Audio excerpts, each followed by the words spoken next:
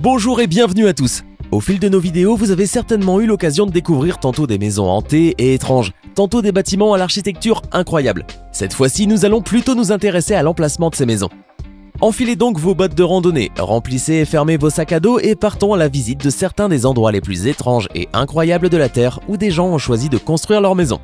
Voici 10 maisons bâties dans des endroits incroyables.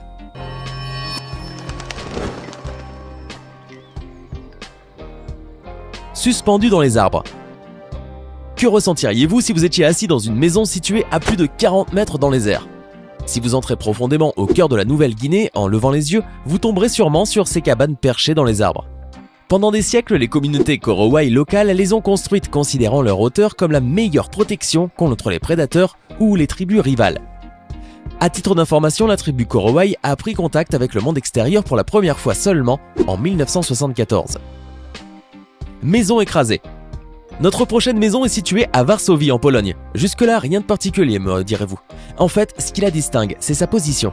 Non seulement elle est littéralement écrasée entre deux bâtiments, mais encore plus inhabituel, sa largeur n'est que de 121 cm à son endroit le plus large, de seulement 10 cm à son endroit le plus étroit.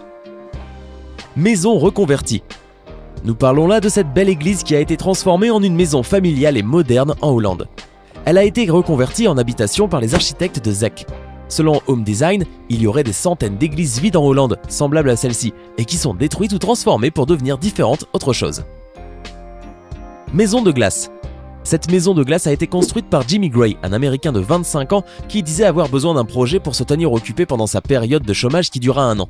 Ce dernier a profité d'une forte chute de neige à Cleveland pour construire ce petit igloo dans la cour de ses parents. La maison dispose de 4 chambres de 1,80 m de hauteur de plafond auquel s'ajoute un espace de divertissement avec une télévision et du son. Pour mettre un peu plus d'ambiance, Jimmy a même disposé des bougies dans l'habitation et bien sûr de la bière toujours fraîche pour les visiteurs. À partir de cendres. Le village de Kandevon en Iran existe depuis plus de 700 ans et a été formé naturellement à partir de cendres et de débris volcaniques.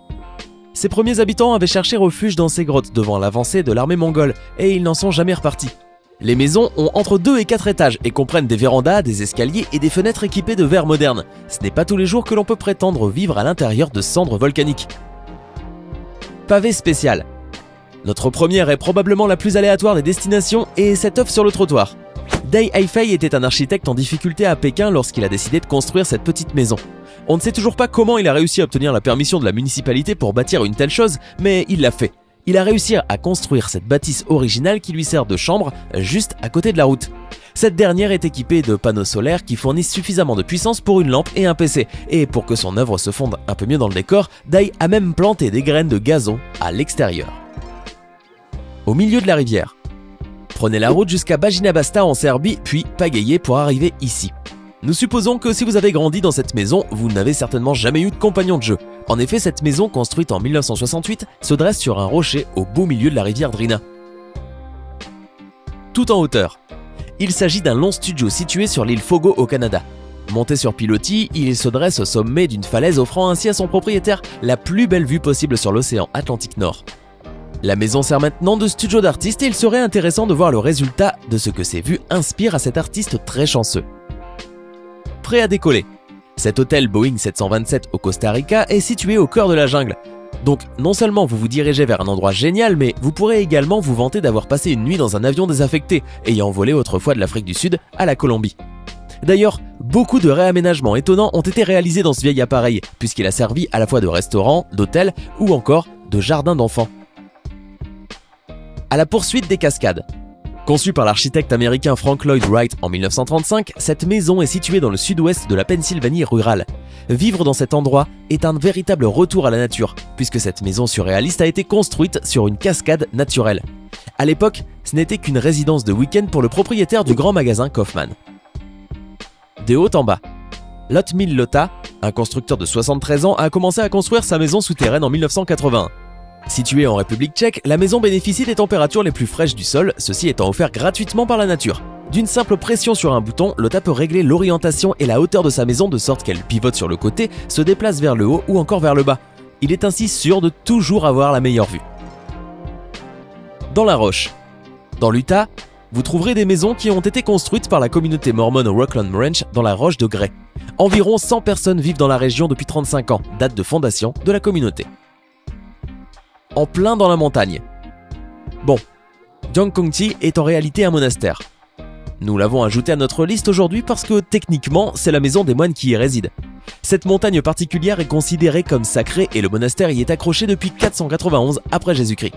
Ce monastère a été construit en hauteur comme un mécanisme de défense contre les maraudeurs ou pour se protéger des inondations. À ce jour, les architectes sont toujours impressionnés par la façon dont ils ont réussi à construire ces habitations de cette manière, sur le flanc de la falaise. Même s'ils savent quelles techniques ont été utilisées, il n'en demeure pas moins remarquable d'avoir réussi cette prouesse à cette époque. Au cœur du Nil. Cette grande maison, jouissant d'une vue incroyable, est située sur un archipel en Islande. Cependant, il est fort probable que vous ne serez jamais autorisé à y aller. En effet, elle a été construite dans les années 1700, à l'époque où seulement 5 familles vivaient sur cette petite île. La maison est maintenant la propriété du club de chasse et vous devez en être membre pour y accéder. Il n'y a pas d'électricité là-bas, mais fort heureusement, ils ont un sauna. C'est l'heure. Saviez-vous que derrière l'horloge de Brooklyn aux États-Unis se cache un appartement ? Situé dans la tour au niveau de l'horloge, il est estimé à 15 millions de dollars. Le bâtiment offre aux heureux propriétaires une vue imprenable sur Manhattan, Brooklyn et le Queens. Il mesure plus de 2000 mètres carrés et pendant un temps, il était loué pour 50 000 dollars par mois. Maison au sec. Depuis plus de 100 ans, les gens ont vécu sous terre à Coober Heady, au sud de l'Australie. 80% des habitants s'y sont installés pour échapper aux températures torrides qui régnaient dans la ville minière d'Opale. Nous ne parlons pas de seulement une ou deux maisons, mais d'une ville entière. Ils ont des bars, des clubs, des librairies, des cafés, une connexion internet, de l'eau, de l'électricité, bref, toutes les commodités que l'on peut attendre d'une petite ville, à part évidemment la lumière naturelle du soleil. Maison au naturel. Avant que nous ne sachions comment rendre nos maisons écologiques, les habitants des îles avaient déjà tout compris depuis longtemps. Ces derniers utilisent de la terre